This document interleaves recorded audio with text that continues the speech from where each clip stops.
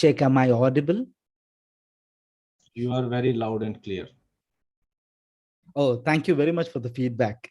To begin, I would like to stack the deck to what my sir, Ranjit sir said. With We are very grateful to ASSP Kuwait chapter. Though my association has just been a few hours young, starting from last evening, but then it feels as though it has been somewhat a long association, especially when Mr. Sheikh speaks so vividly about myself, and Mr. Safdar Khan has given me an excellent brotherly sort of addressal by stating that he's not going to leave me. I really, really liked it. That this actually shows how much of humility yourselves have. Why? Because energy always flows from higher to lower. And since it is flowing from your side, I am humbled. And like what Ranjit sir said, we are very grateful for this opportunity.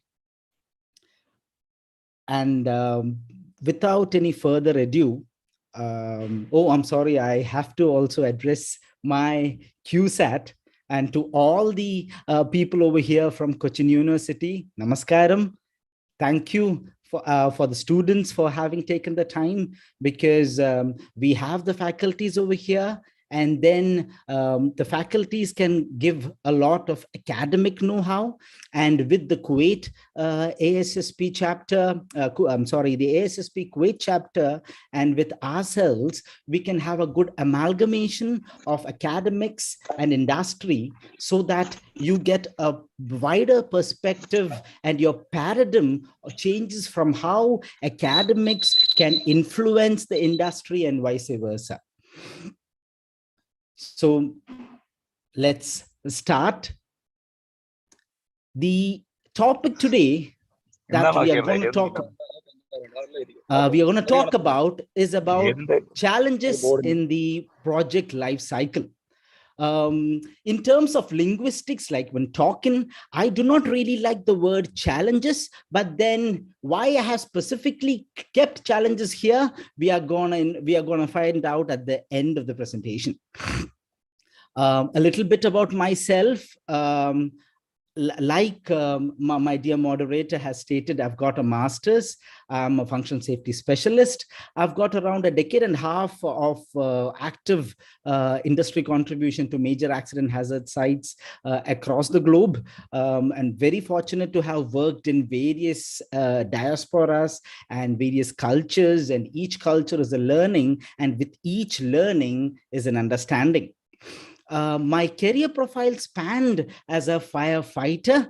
From firefighter, I've moved to something called as technical safety engineering into offshore and onshore industries. While doing my master's, I also had an opportunity to work as a consultant for design accidental loads and safety studies, and what we say like the HAZOPs, and like what our Ranjit sir said, the HAZOPs, the hazards, the FMEs, the QRAs, and the like.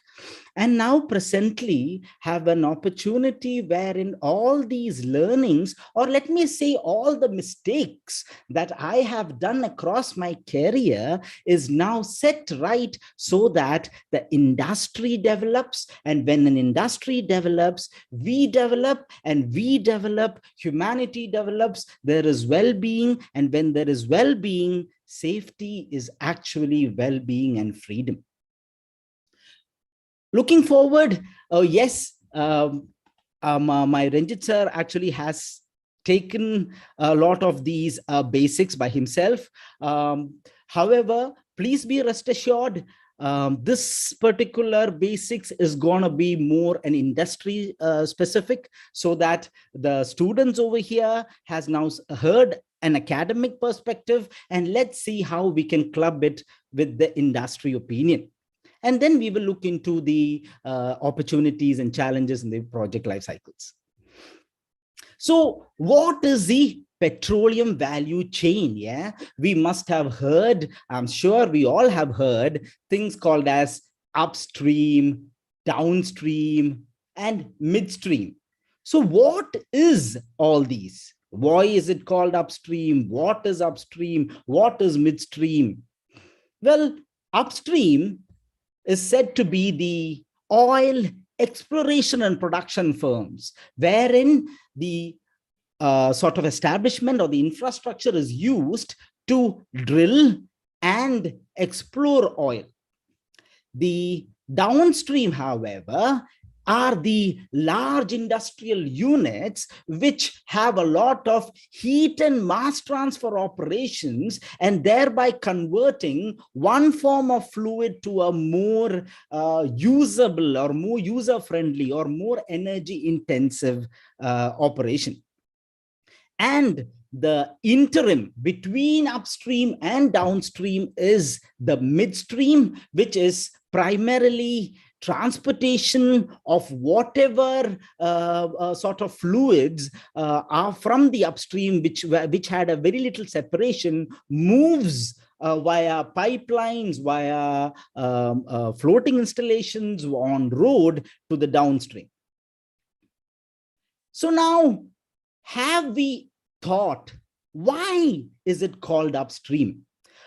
This is just my guess. For those who know about this can always correct me, but this is an opportunity where we can talk, and therefore let me guess, why is it called upstream?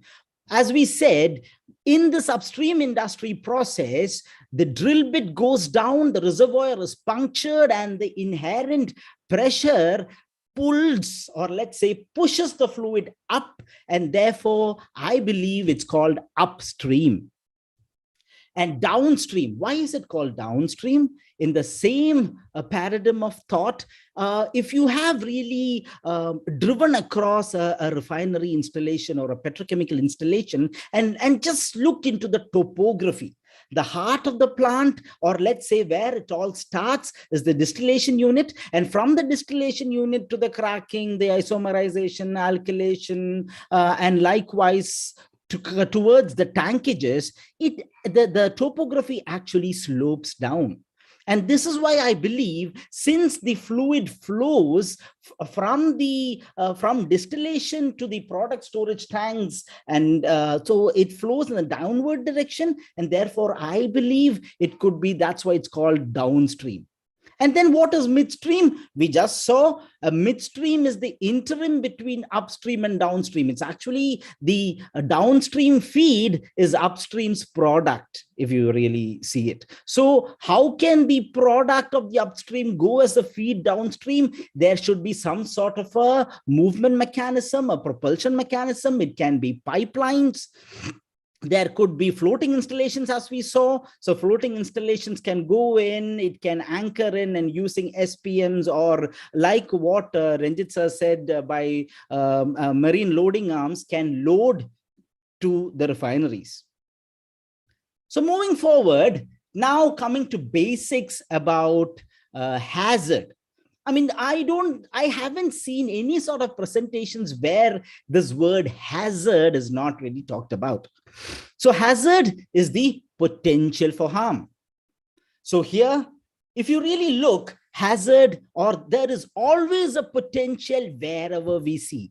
Here is a typical downstream operating plant. There is obviously hazards of combustible materials. There is combustible fluids. There is pressure. There is temperature. There could be toxic gases. There could be asphyxiating medium.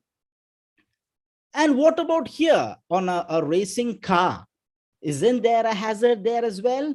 Yes, because there's a lot of kinetic energy that this car possesses. And by the law of conservation of energy, if anything or anyone gets in the sort of direction of this energy, the energy can be transferred, and that can cause harm, or there is a potential for harm. What about a lifting operation? We just talked about kinetic energy. Here it's a potential energy, and the energy is stored. There could be a potential for the slings to break and fall, and there is a potential for harm. So Anywhere we look, be it be an operating plant, be it be just walking down the street, there is always hazard.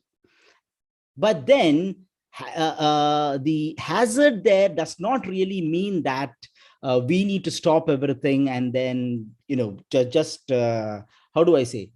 We need to go and develop, and we need to bear the brunt of it. And that is where we have something called as a PHA. A PHA is a preliminary hazard analysis. So there are various tools, which in fact, my Ranjit sir had also now spoken, and these are just a few of them. Let's look into them one by one. So here, what if? What if is like a questioning technique. We see an operating, let's now ask these questions. What if my fuel in the car diminishes? What if I get a call while I am driving? What if there is an accident in between the traffic? So these kind of what if questions will anticipate ideas and therefore find solutions. Let's look into the next one called hazard. A hazard, by the acronym, is hazard identification. So hazard identification of what? Hazard identification in layman's term of all those things outside a processing plant or outside a pipeline. So it is just to identify all those hazards outside the pipeline. For example, the design philosophy and guidance. What is the soil stability? Is there a potential for a natural calamity to happen? Let's take this example that you see here in this particular, let's say, spool piece. Can there be a dropped object in place? And if there is a dropped object in place, there is a potential for dropped object, what can we do? Is there sufficient spacing to change the spool? These particular spool piece, since there are flanges in close proximity, we know that it need to be torqued in and out for any particular reasons. So is there a place to actually, whatever is torqued out can be laid down properly? There could be flow transmitters, there could be level transmitters. So can there be an electromagnetic radiation? Can there be electromagnetic interference? Can there be hot surfaces? So ideally what hazard looks into is to identify all those hazards, like this particular investigator of mine over here, looking into all the hazards outside the piping. So coming into HAZOP. So I kept on saying outside the piping, outside the piping, outside the piping. And please see the acronym over here, HAZOP, hazard during operations. So unlike hazard, because hazard looks into all those hazards in the vicinity of the processing facility, whereas HAZOP looks into all the hazards during operations. So now for an effective HAZOP to happen, what needs is that there is a need list. For example, people sit together. This is also a brainstorming exercise, and there are some need lists like PNIDs. PNIDs are called piping and instrumentation diagrams. There need to be cause and effect diagrams. Cause and effect diagrams will tell for various causes what would be the effects. There needs to be hazardous area classification layouts, and these kinds of these are called process safety information which a team needs. For those who are not very familiar with these terms, please take note of it, and we can discuss on this either today or whenever you have time, because I'm always available. So as we said, a HAZOP is to look into deviations in process parameters. And what are these process parameters? Because earlier in hazard, we talked about design philosophy, dropped objects, spacing criteria, emergency response, hot surface, and the like. However, in HAZOP, the process parameters are flow, level, pressure, temperature, reaction, viscosity, and all the like. And if there are batch operations, there could be time-based operations, there could be purge cycles, there could be cleanup operations and the like. So anything and everything associated with things inside an operating plant or inside an operating piping or a vessel will classify as the process parameter. And we said deviations. So what are the deviations? Deviations are certain prompts like no, which means no flow or no level, no pressure, no temperature, or we can say more temperature. Reverse means maybe reverse flow. Other than means something is supposed to flow, but other than that, something else is flowing. Phase changes, we are supposed to have something in the liquid phase, but then there was a gas blow by. Gas blow by means something of a different phase comes into and therefore disengages and causes turbulence. As a very simple example in this, let's see flow. Here we've got tanks, there are few pumps. So what is the particular process vessels here? There are few settling tanks here, there are pumps and piping. So what happens? There can be flow happening across, there can be level happening across. Maybe let's say that it's an insulated tank, so there is some temperature. Maybe there are some, how do you say that? Those sort of mixers over there, so some reaction happening.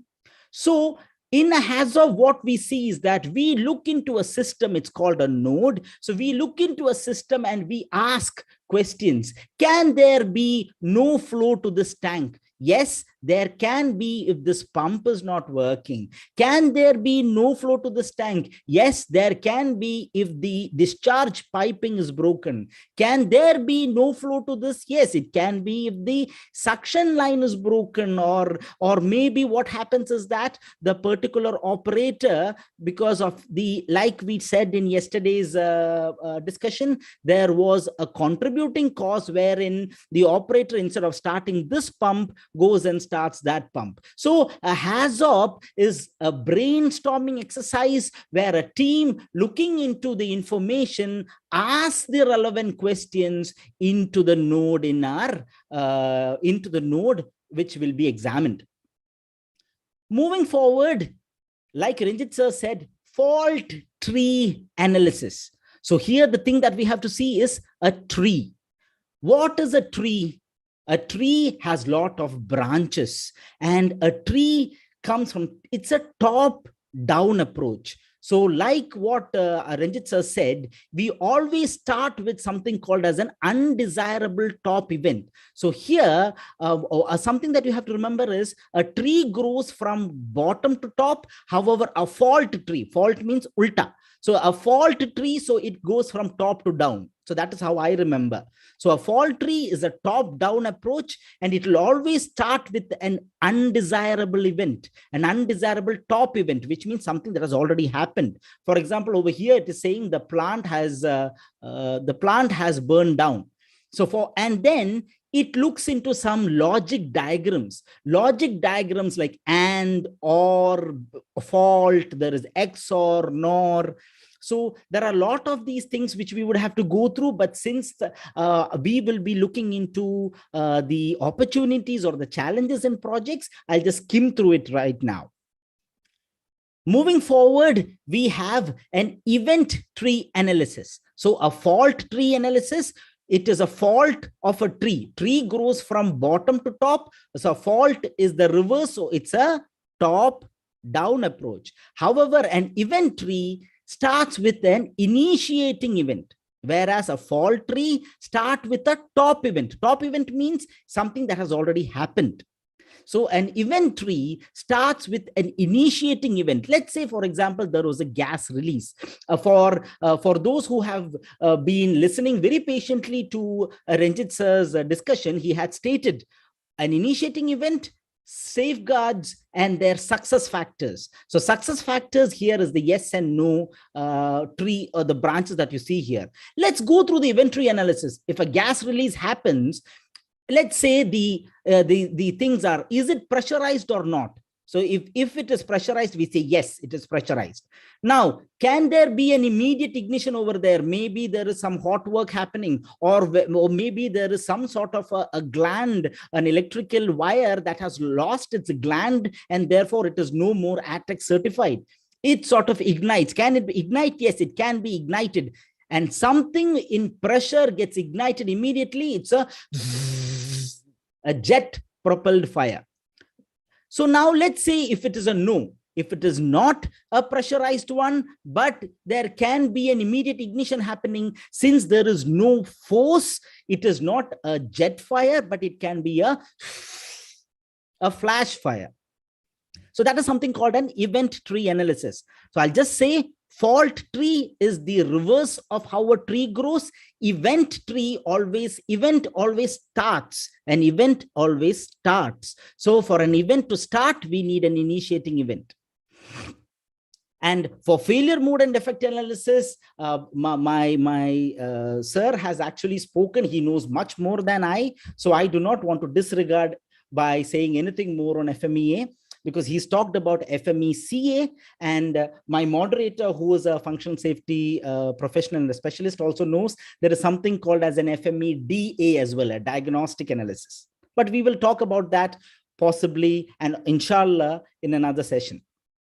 So now from a PHA, we have determined the hazards. That is, from PHA, we have determined those with the potential for harm. Those which can harm us is measured. It needs to have a unit to measure. Unless we measure, we cannot, how do you say? There was I forgot the proverb. A data, if it cannot be measured, it cannot be resolved. So unless we measure it, we cannot resolve it. So a harm is measured by its severity. But then what is this word called risk? We've heard about hazard. It is a potential for harm. And potential for harm, it can have a consequence, and the consequence is measured by severity. Whereas risk is a multi-dimensional entity. A risk is a multi-dimensional entity, which means it needs more than one event to happen. So a risk can, in terms of how do I say, representation, say, is a function of severity from the hazard and the probability of the hazard occurrence. So it is a function of, so that's why it's a multi-dimensional one. It's a function of severity and probability happening together is a risk. So now if I can ask a question, when I say multi-dimensional, can we say it's a two-dimensional one? Not really. A multi-dimensional is given for the fact that the more you want to determine, or more you want to plug into, like what Ranjit sir said, the more research you do, you will have more conditional modifiers or more multiplicative units to be placed, and therefore it's a multi-dimensional entity. So now we said risk. Just a minute, please bear with me. Okay, a risk is a function of severity and the probability. It can also be said that risk is a multiplication event, or risk is when a consequence is and there is a frequency of occurrence, or there is an impact and likelihood. So many ways of looking into it. So what are now called risk receptors? We saw what a hazard is. Hazard is something that can cause a harm. We know what a risk is. Risk is when there is a multi-dimensional event happening, which means the hazard needs to occur. Two things at least should happen for risk to happen. Two things as a minimum should happen. And what are risk receptors? Well, here it is almost lunchtime, so let's take a fruit example over here. This is, my son is now just learning how to speak. So this is how he speaks. Pa, ra. It's a pear. In Malayalam, we say pear.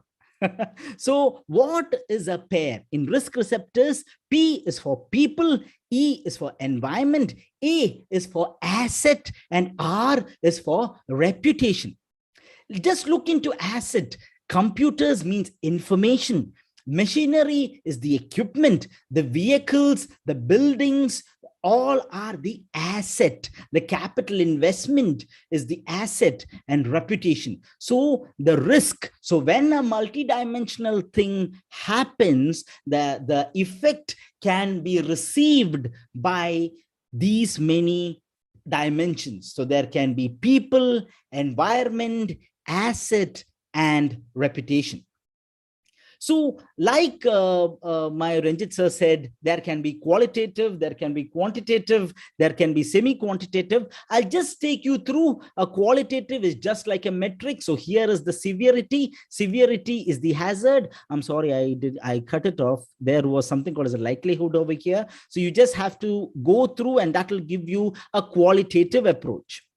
Here we have a semi-quantitative approach. I mean, earlier, if you see, it was just low and low, which means a severity 2 with a likelihood 1 is also low, and a severity 1 with a likelihood 2 is low. So a person who is reading it does not really like what Ranjit sir said, the risk prediction number. We do not know how much lower is to this particular quadrant to this particular quadrant.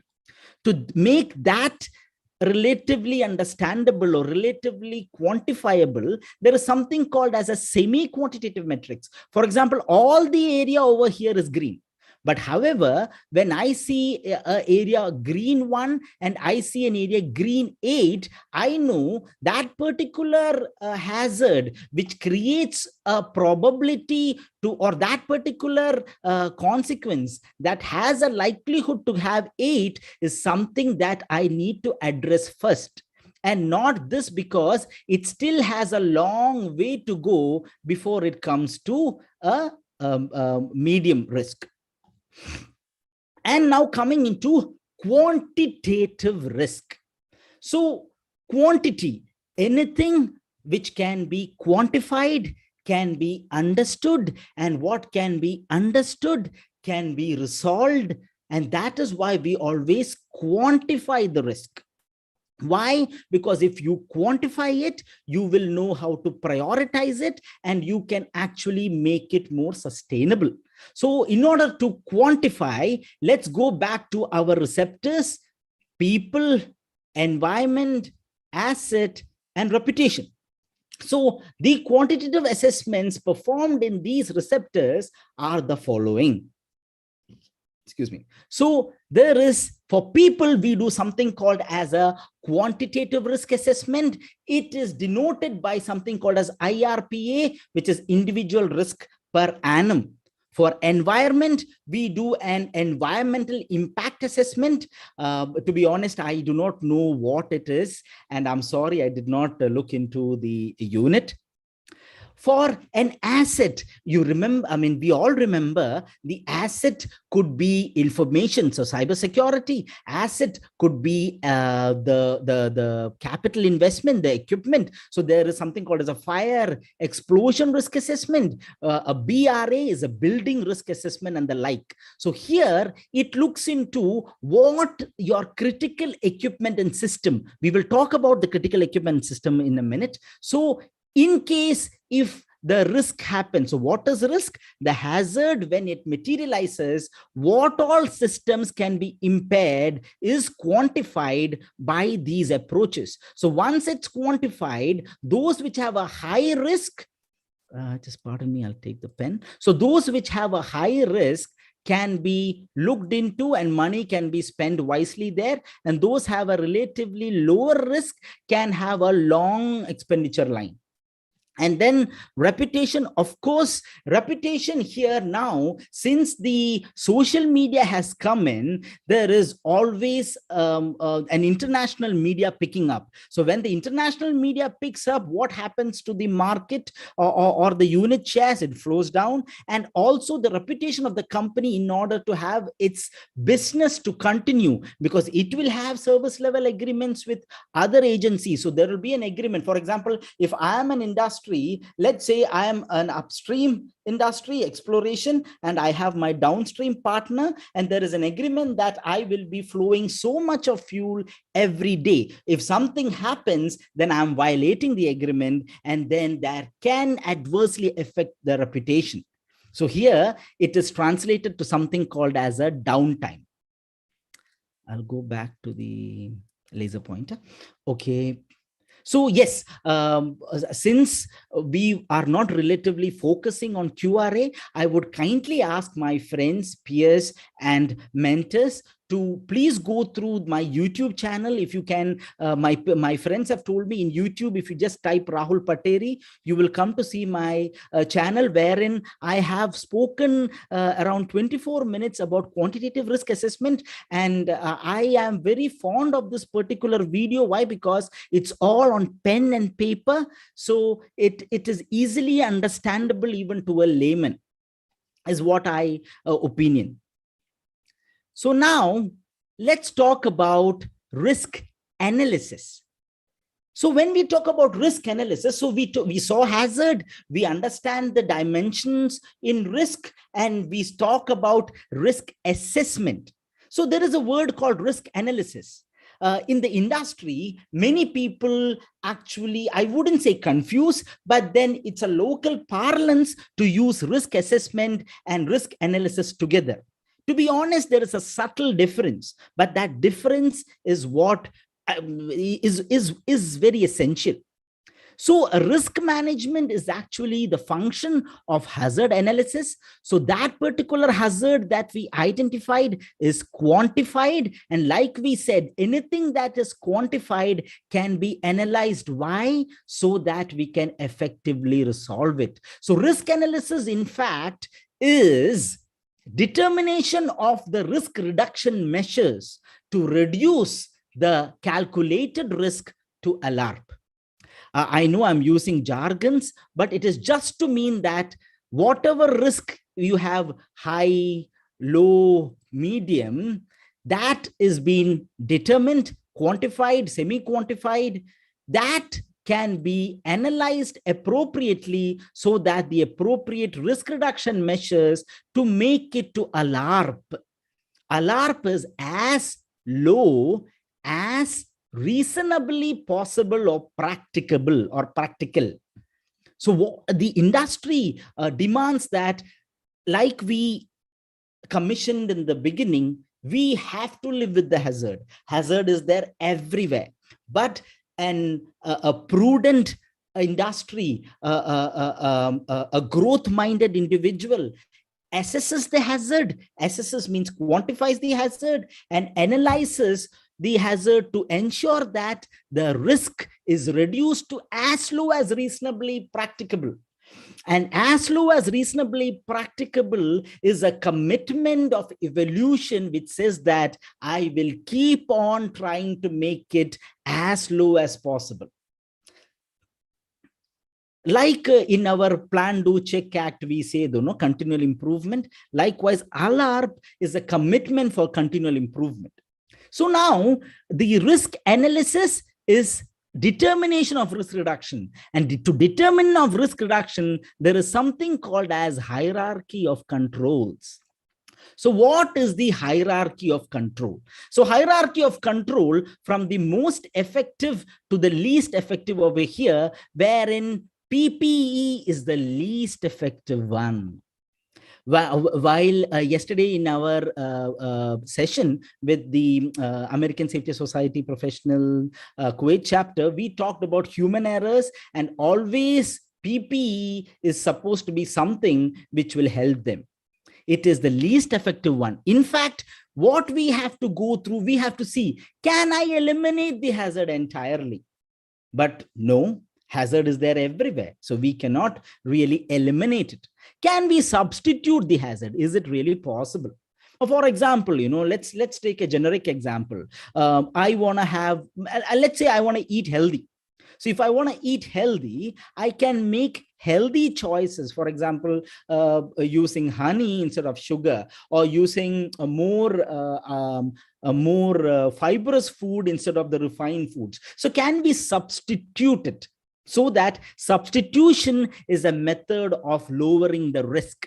for the chemistry and the chemical engineers and the stalwarts learning chemistry, in our alkylation plant, hydrofluoric acid is one of the, HF is one of the catalysts. So what we did, learning from the incident in Texas, what we did is that we have now gone back to a solid fuel instead of a liquid fuel. So we have substituted the agent of the catalyst so that the risk relatively gets lower. Then we see, can we isolate it or separate it? Is it possible to isolate it? Yeah, here's a good example, an occupied building. We saw something called as a BRA. A BRA was a building risk assessment. So it looks into what are the risks to the building. Can the building collapse because of an explosion or not? In that case, can we separate it outside? Let's say this is the explosion area. Your building was here. So can I locate it to a safe area? So that is what, can you isolate it? Engineering controls, and this is what, can you give engineering controls? We have just listened to Ranjit sir in his LOPA presentation. He was talking about these things. Once you have your PSVs in place, once you have your active fire protection in place, your alarms in place, all these are your engineering controls. Our permit to work system, administrative control, load to confined space, training, competency, all are organization controls, and of course, procedures and PPE. So these are the hierarchy of controls, and the hierarchy of controls are determined by risk analysis. So those risks which are very high, we need to eliminate it, substitute it, or isolate it. Those which are relatively lower can be looked by procedures or organizational controls.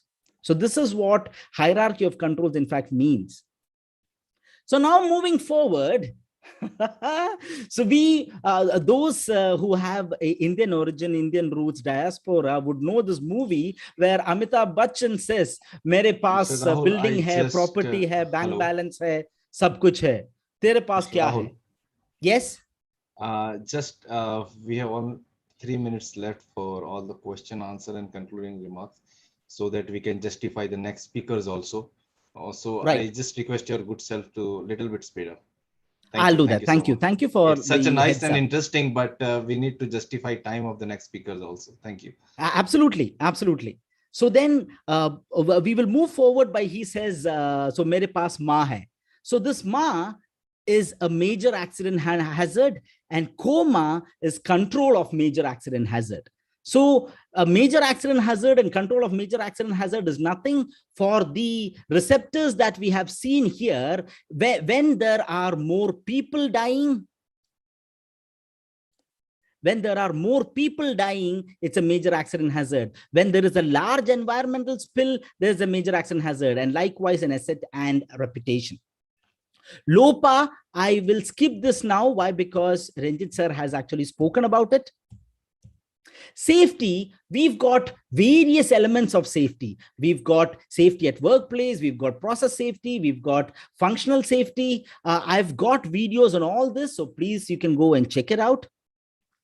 We also have something called as reliability, availability, and maintainability. Let's look into one particular example over here. My gas turbine shuts down 6 minutes at every 1 hour of operation. So here, the availability is actually 90%. How? 6 by 60 into 100. Availability is 90%. 90 seems to be good in terms of availability. However, the reliability is very poor. Why? Because each time my turbine shuts down, it has to go through a turn down sequence and a startup sequence. So just because your equipment is more available, it does not mean it has to be reliable. So the basics we have recapped. Project life cycles, and this is actually to be the crux of the event. Because of my poor time management, I'm sorry, I'm now embarrassing all the other speakers. But let's take it with our stride. So there is something called as a screening phase. So the screening phase, as you know, is an assessment of the various options for value proposition. For example, if there is a need for exploration and reservoir development, we have various options. There can be an artificial island, there can be a jacketed structure or a floating installation.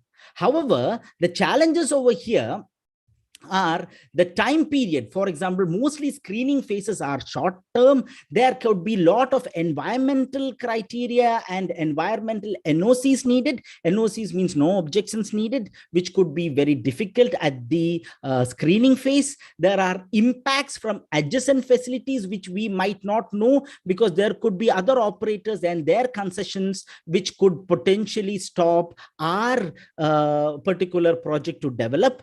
And then, of course, shortage of time.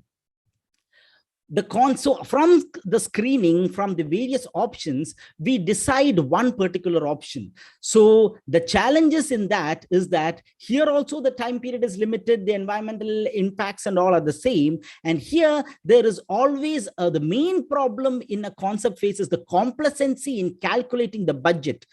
For example, we actually over design and provide an overestimated factor of safety, because of which the prices goes up, and sometimes the project does not see fruition. I mean, for those of us who have lived by the 2016 recession, know how many of the projects got shelved because of overestimated and over design. And of course, the documents are not mature. Why? Because it's just a concept phase. A feed is called front-end engineering. So once you finish the concept and now you are starting the engineering. Here, the challenges are surprises from geological conditions. For example, when you were trying to do the, how do you say, the screening and the concept, you had more of a gas reservoir, more of a liquid reservoir. But during this 5 years of turnover from concept to feed, the reservoir pressure and all went down, and now it's more of natural gas. So this can happen, plates change. There could be challenges in pipeline routing. There could be challenges in flaring capacity. Why? Because your concept was to flare liquids, but now there is gas, so you have to change the whole flaring philosophy. There will be constructability issues which will be checked during feed phase. And of course, during engineering, you will have your fire protection. And in an artificial island, if there is a lot of water in it, it can actually lead to stability of the island. Detail engineering phase, let's now look into a jacketed structure, a platform. The challenges over here is that from the feed to detail engineering, this is something called as LQ, a living quarter where people live. So what happened is the number of people went up so high that from the time of feed till detail engineering, the number of people estimated increased by 2 times. Why? Because there was an adjacent power generation barge and a jackup barge pulled up here, and all of them had to be accommodated over here. Then, of course, there are lifeboat testing difficulties and chopper arrangement difficulties, and of pandemic delays, of course. Commissioning phases, yes. Commissioning, one of the challenges we had while commissioning this multi-purpose tank was that while we saw that the foam concentrate, because as per the design, the foam concentrate had to be last fire approved. What is last fire? Large atmospheric storage tank fire approved. It was not done. Post-well heat treatment was not done properly. Non-ATEX rated equipment and the like. And in operations phase, always there is something called as loss of containment. And the 3 areas leading to the loss of containment is poor operational excellence, poor mechanical integrity, and poor engineering design. The contributing factor here, 51%, is operational excellence or operational flaws. For that, to be honest, I had made a presentation on how to do that. But since we are crunched with time, please, I will ask your permission to push it through. But however, please don't be rest assured, I have a YouTube video on that, and I'm sure you will have better understanding. So here, as we said, I do not like the word challenges. To be honest, these are opportunities. Once we engage with QSAT, once we engage with the Kuwait chapter, we learn, and therefore, once it's learning, challenges becomes opportunities. So here we end it. credits to the videos that I've seen. This is something called as a golden circle. My why is to democratize illustrative and interesting education. How do I do it? By the YouTube video. And what I intend is for all of us to have better ability to manage and understand the hazard. As a point of gratitude of all my video, this is my Dr. G. Madhusar. While I was learning in QSAT, for this particular person has influenced me a lot, because he encouraged me to make mistakes and did not judge me. He and his pedagogy, and thanks to him, I am now able to come out and speak so freely. Thank you very much, Mr. Moderator, for having given me the time, and thanks everyone for your patient listening.